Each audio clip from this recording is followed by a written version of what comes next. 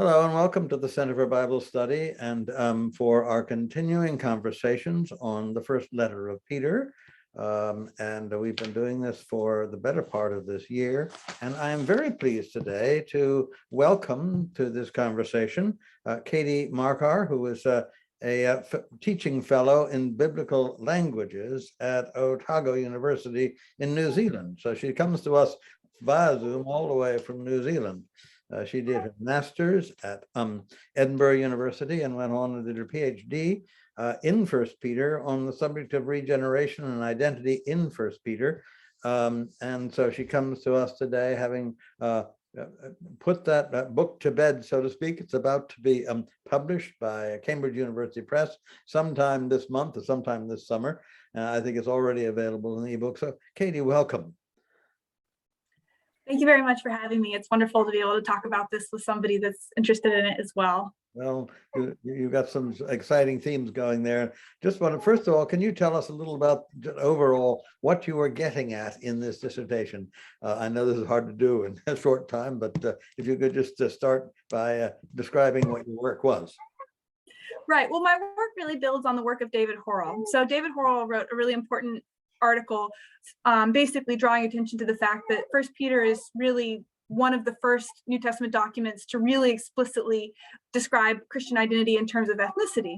Yes. So it uses the three Greek words ethnos, genos, and laos to describe what it means to be a Christian. So what I was looking at is, well, what does it mean to be an ethnicity? And I studied kind of ethnicity in the ancient world and in the modern world, and there's all these different criteria about how ethnic groups are defined. And what we think of as kind of, standard ethnic groups, you're kind of born into them, you're formed, you have these kind of cultural ways of celebrating and marking that ethnicity. And that First Peter actually activates a lot of those. Mm-hmm. And one of the most important ones that I studied is this connection to family, nation, and priesthood. Mm-hmm. So just like with physical families, when you're a Christian, you're born into an ethnicity, you're a child, you're raised in it. And this is the type of identity that First Peter ascribes to Christians. So this concept of identity and nation, ethnic, and peoplehood actually is fully woven into the whole letter. It's not just in those couple of verses in chapter 2, that this is a very kind of rich theme that's developed through the whole letter. Yes, I see that. And you link this, of course, to the concept of regeneration or new birth. Can you talk a little about that? Because you see that as a controlling image in the letter, don't you? Yeah, well, I think that the concept of being regenerated is the first big signpost to this theme in the letter. And just like with human person, their life begins when they're conceived and born. And this is how the letter First Peter begins. And this is where I think the English language kind of can trip us up a little bit, because especially probably in North American Christianity, we talk about being born again, and born again is an important part of our language. But being born again is actually kind of maternal. It's a maternal language. And this is interesting because I look at First John, or not First John, but in the Gospel of John, when Jesus has the conversation with Nicodemus, yes. Part of the reason that Nicodemus gets confused is because he's thinking about this in literal maternal terms. But in First Peter, it's a paternal image. So it's about divine siring. And there is a maternal image later when it talks about the nursing infant craving the milk of the word. That's maternal. But I use the language of divine regeneration just to highlight that this is a fatherly beginning and that's connected to God. So it's a little bit clunky in English to say divine begetting or regeneration, but I'm not sure what the alternatives are as far as how we talk about that. Yeah. And one of the things that I thought was interesting is the way that you pointed to a number of metaphors in First Peter, like the new temple, the new people of God, and so forth, that serve this the growing understanding of first being born into the people of God, and then becoming mature, and so forth. Can you speak a little to that? There's several. Yeah. So I think that if you're born into a specific ethnic group, it's the being born might be the first part of that identity, but it's kind of insufficient. So if you have somebody that's born into an ethnic group and then removed and raised in a completely different setting, then their relationship to that ethnicity isn't maybe fully developed, we might say. It has to be kind of cultivated. And just like with children, they have to be raised and taught. And Yeah. that's what we see in First Peter, is that it's this development, this pedagogical learning process about what their identity means. So the birth happens, and that's kind of a necessary first step, but it's not sufficient. It has to be cultivated through this childhood and growth. And then the culmination of that is this priestly identity. And that's really interesting in the context of Judaism, because priesthood was a very exclusive category, that even people who were, from the right tribes and the right families could be disqualified for any number of reasons. But it's an identity that's now given to all believers in Christ through belief, which is kind of quite striking from a Jewish perspective. But isn't that what was sometimes called the universal priesthood or priesthood of all believers? Isn't that implied by the Exodus 19 verse 6? You were a royal priesthood.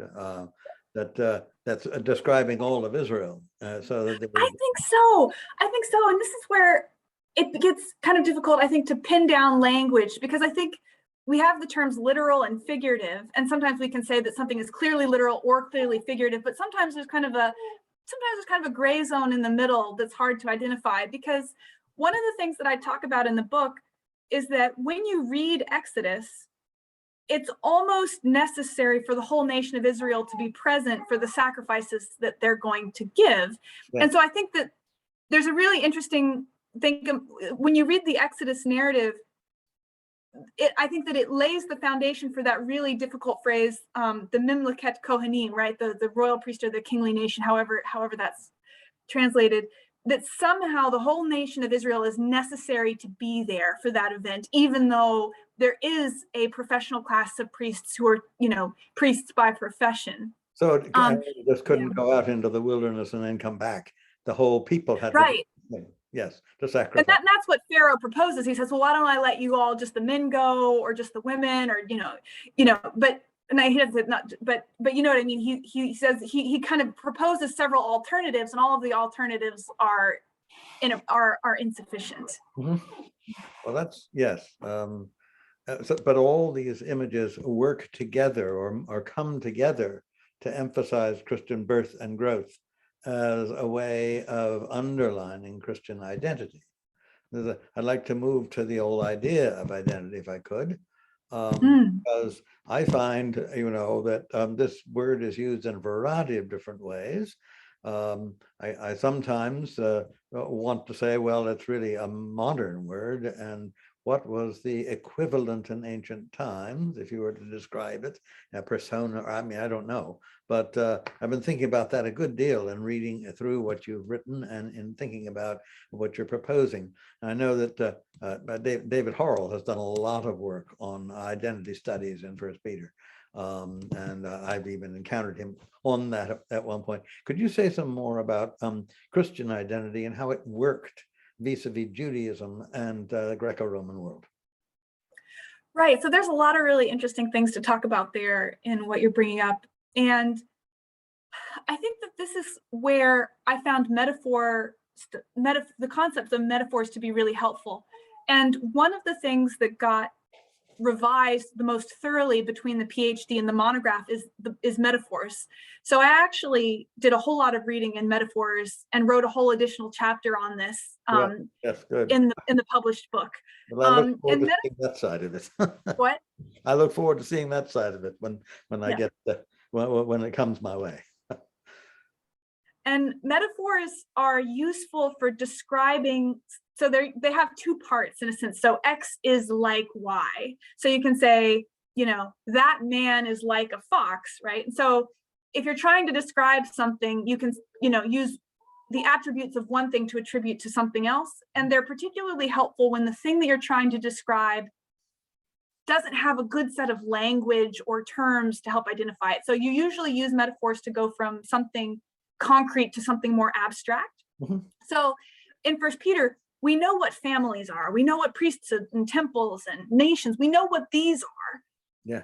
And they are somehow like what Christian identity is. So we're trying to understand Christian identity, and it's really hard, but we can make progress towards it by saying that it has in common with these things that we already understand. Hmm. So that's how the metaphors help us there with identity. So one of the things that Janet Soskis says is that metaphors are really necessary when you're trying to describe something for the first time, for which previous language is insufficient. And I think that this is why there's so many rich metaphors in the New Testament, Yep. because the authors of the New Testament are trying to describe something that there isn't language for, that language doesn't really exist yet for.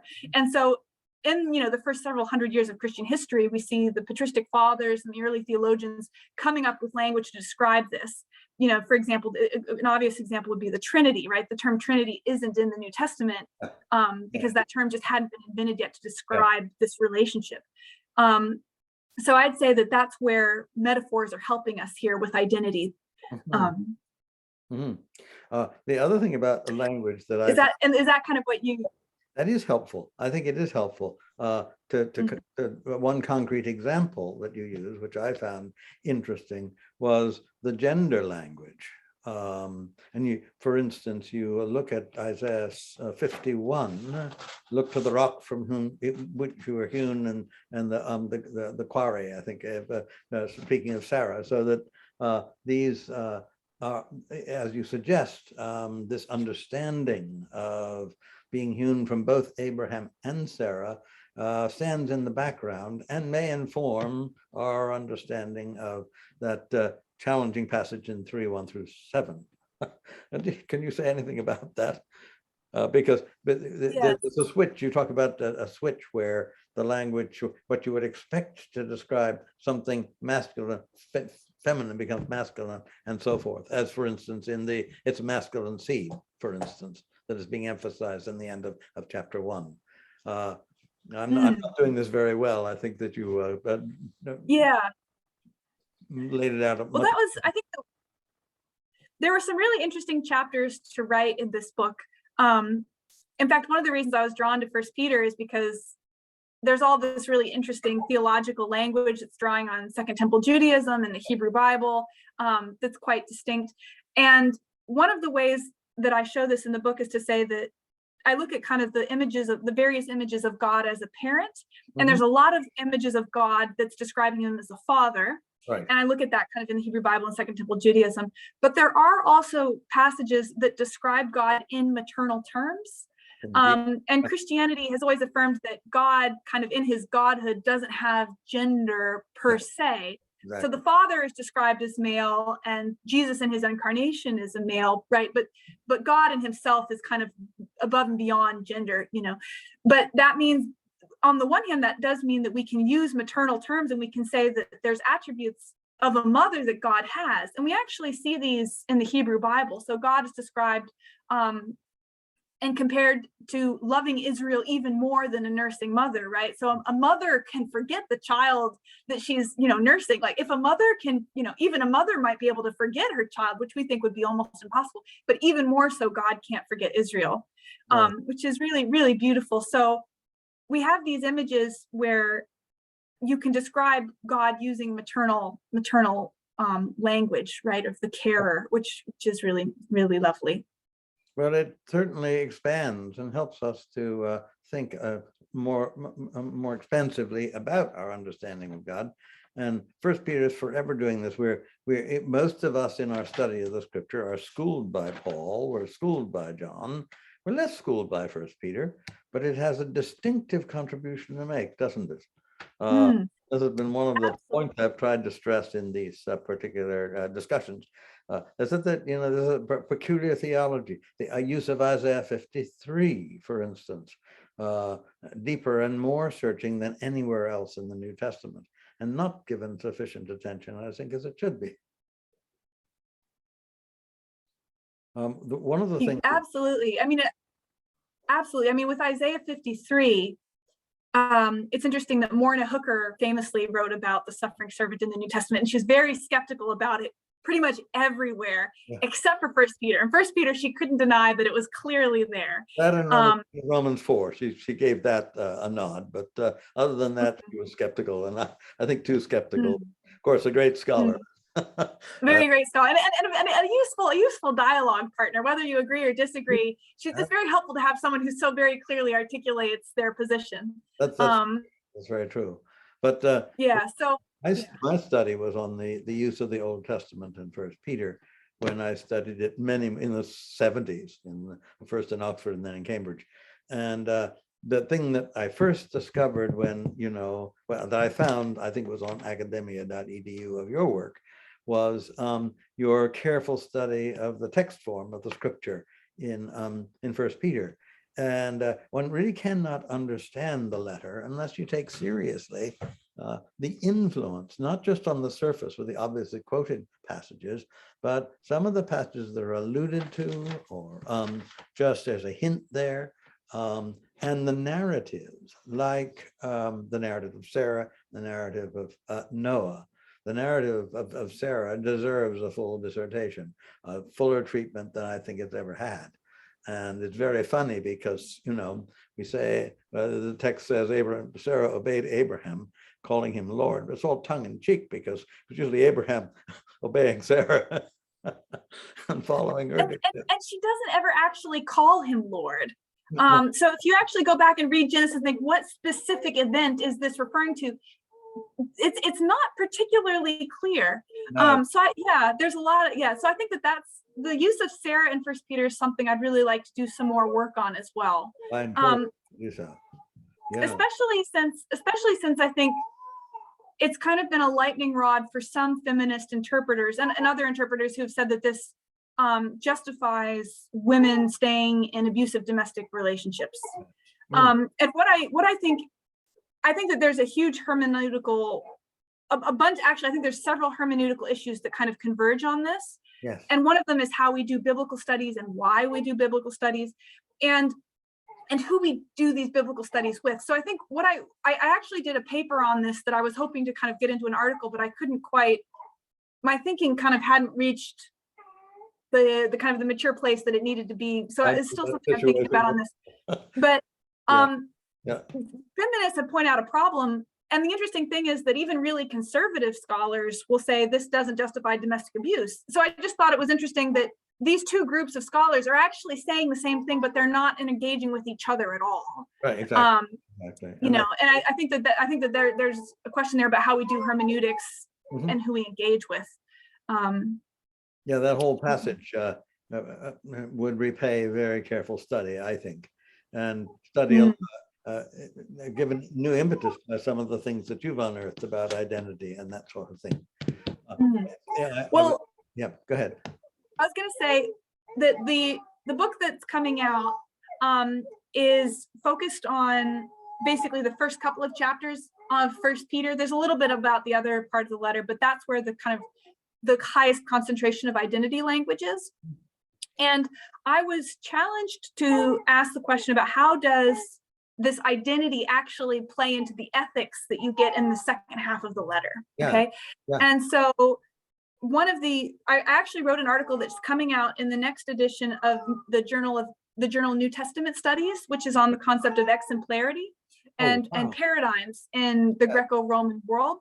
Great. And one of the things that you see when you learn about how exemplars work is that they're designed to be persuasive. And so the more persuasive they are, the more helpful they are at kind of formation. And so people that are writing these kind of treatises have a preference to use exemplars from the same ethnic or national group, right? So if you're Roman, you want to find Roman examples of the people that are displaying particular virtues. Or if you're a Greek, you want to find Greek examples. And Jews do this too in Second Temple Jewish literature.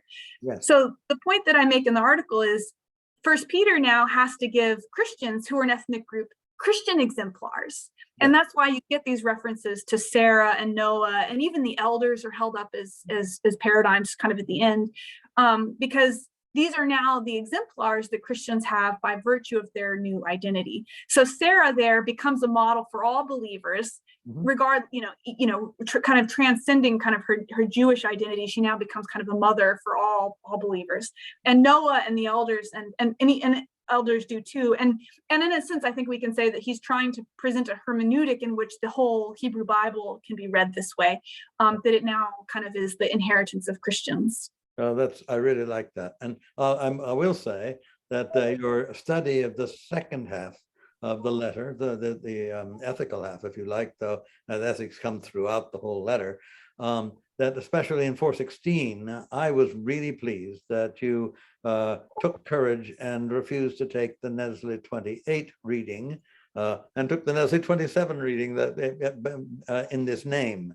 I have an article in which in Philologia Neotestamentaria, in which I have defended the word name as the right reading, as over against the new folk with the coherence-based genealogical method. But that's a matter for another day. I just want to commend. It's a matter for another day. It's funny because I think sometimes people who study First Peter sort of feel marginal, you know, that the people that do Paul and the Gospels are center, and there's really good reasons for that. Those are really important, but sometimes it feels like you're coming from this kind of marginal place, and one of these marginal places is that the NA28 is a really great probably in these other texts, but for somehow for First Peter, I just find that the choices, the editorial choices that they made, I found really peculiar, like, so quite a few of them.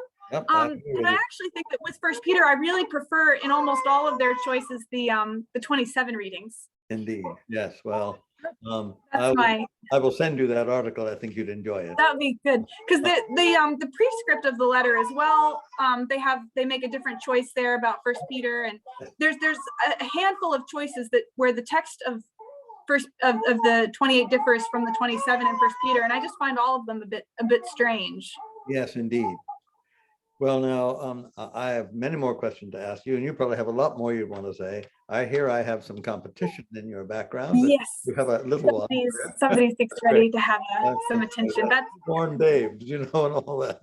So she's about 3 months old now.